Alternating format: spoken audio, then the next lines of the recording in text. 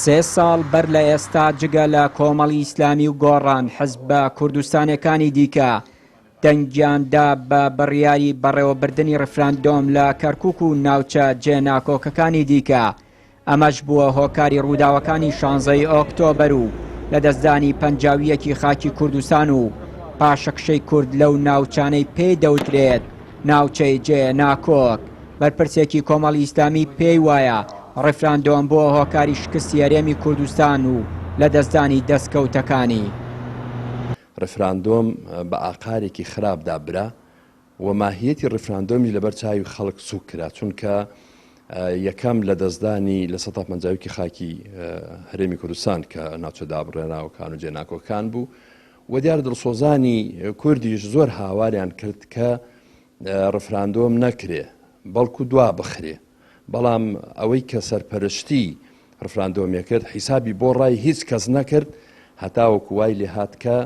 ئێستا چاوەڕێی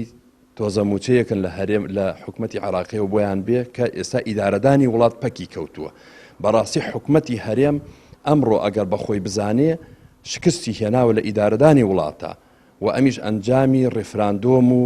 ئابووری سەربەخۆ و کۆمەڵە بابەتێ بوو دەستیاندا پێ، بەڵام بەداخەوە کە بۆیان نەچوە سەر ئێستا شکستێکی گەورە هاتوۆتە ڕێگایان. مادەم ئەو معارزێ بکەن ئەمیش هەندە حسابێ بۆ ڕایۆ بێک بەشەرن.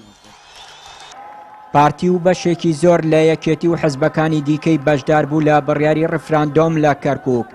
بێ خوێندنەوە بۆ داهاتووی کوردستان و دەرهاویشتەکانی ئەو پرۆسە چارەن و سازە بڕیاریاندا لە بەشداری کەرکووک و ناوچەکانی دیکەی تا بەشداری ڕفراندۆم بکەن. من بە دڵنیاییەوە ئەڵێم ئەوانەی لەگەڵ ئەوە بوون کە ڕفراندۆم بکرێت لە ئەنجامی هیچ لێکۆڵینەوە و دراسەیەکی زانستی و ئەکادیمیان نەبووە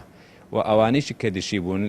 دەرئەنجامی هیچ لێکۆڵینەوە و توێژینەوە و دراسەیەک نەبوو. بۆیە بڕیاردان لە ڕفراندۆم لە کوردستان و بەتایبەتیش لە ناوچە جێناکۆکان بڕیارێکی ناستراتیژی نەتەوەیی بوو، تەنانەت لە هەرێمی کوردستانیش، چونکە تۆ کاتێک کارێ ئەەکەی لە ڕووی سیاسی و سەیری دەرئەنجام ئەکرێ لە دەرئەنجامی کارەکەیە ئەزانرێم کارە ئینفعالی و هەڵچوون بووە یان کارێ بۆ لە ئەنجامی دەستەبەرکردنێکی پشتیوانی نێودەوڵەتی و ئیقلیمی و لە کارێک بووە بڕیارێک بووە لە ئەنجامی پلانێکی چەند ساڵ پێشوەختە بۆ ئەو کارە. بەڵام بینیمان لە ڕووداوەکانی دوای ڕفراندۆم دەری خست کە ئەو هێزانەی پشتیوانی ڕفراندۆمیان نەکرد نە پلانی پێشوەختیان هەبووە، نە ئەگەرەکانیان لە پێشچاو کردووە، نە چاوەڕوانی ڕووداوەکانیان کردووە و نە هیچ ئامادەکاریەکی سیاسی سەربازی ئیداری کرابوو بۆ دەرئەنجامەکانی دوای ڕفراندۆم. هەر لە ساتی بڕیاری ڕفراندۆم تا ڕۆژێک بەر لە دەنگدان لەسەری جگە لە دۆستەکانی کورد تەنانەت نەیارانیش هۆشداریاندا لەوەی ڕفراندۆم زیان بە هەرێمی کوردستان و کەرکووک دەگەێنێت، بەڵام کاربەدەستانی پارتی و یەکێتی و حەزبەکانی دیکەی ئەنجومەنی باڵای ڕفراندۆم بێ گوێدانە هەڕەشە و مەترسیەکان لە بڕیاری خۆیان پاشگەز نەبوونەوە تاکو و دەرەنجام کەرکووک و ناوچە جێناکۆکەکانی دیکە لە دەست دران و هەرێمی کوردستانیش بێدەسەڵات کرا و بۆ چەندین ساڵ پاشەکشەی کرد. چیانوری کەناڵی ئاسمانی پەیام، کەرکووک.